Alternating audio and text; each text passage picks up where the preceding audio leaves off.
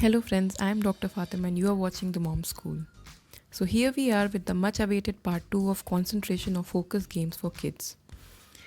If you haven't watched part 1 yet, please go ahead and watch. Your kids are going to love the games. So let's get started. There is one Montessori inspired activity at the end which is my daughter's favorite these days and which really works. So please watch the complete video. Moving on to the first activity, which I call physical games that improve concentration. This includes two main activities. First is our version of the famous game Simon Says, in which you give instructions to kids such as jump, turn around, but you say it by saying Simon Says before it. Like, I will say Simon says jump, Simon says sit, and the child has to follow. But when the game is in full flow, I will say an instruction without saying Simon says. I will just say sit down or anything else instead of saying Simon says sit down. And if the child follows that instruction, the child loses. And if he or she doesn't, then you lose. This game forces kids to be in the moment and listen instructions carefully. And as an add-on, it's super fun too. Play it if you don't play it regularly and notice the difference.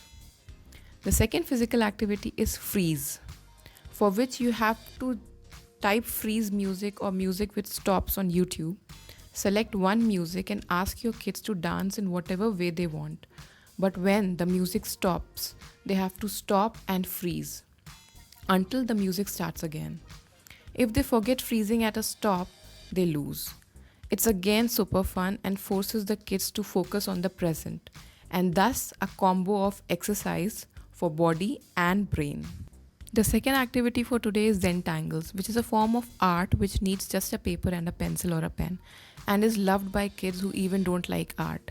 All you have to do is draw a figure or just shapes and divide those shapes or figures into segments by drawing lines at different angles and ask the kids to draw different patterns using lines or dots inside those segments.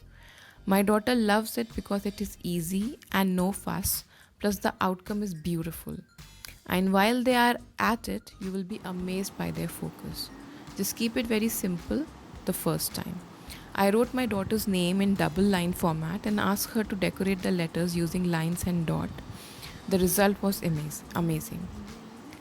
Moving on to the third activity, which is called Mommy's Little Helper, in which you have to make a list of say 10 items which can be reached easily by your child without making a mess, and then read out the list to your child slowly and twice. After that, give a shopping bag or a basket to your child and ask her to get all those things within 10 minutes. The challenge here is to focus and remember all the items on the list. If you miss an item, you lose. You can match it after the time is up and be cheerful about the result. Even if your child didn't win, he or she would love to do it again and will pay more attention the next time. But don't forget to ask your child to clean up after the activity is done. So the fourth activity for today is our very own backward writing, in which you ask your child to write or tell orally alphabets backwards from Z to A. It really takes great deal of mind work to do so. You can do same with numbers as well, or another version is backward skip counting.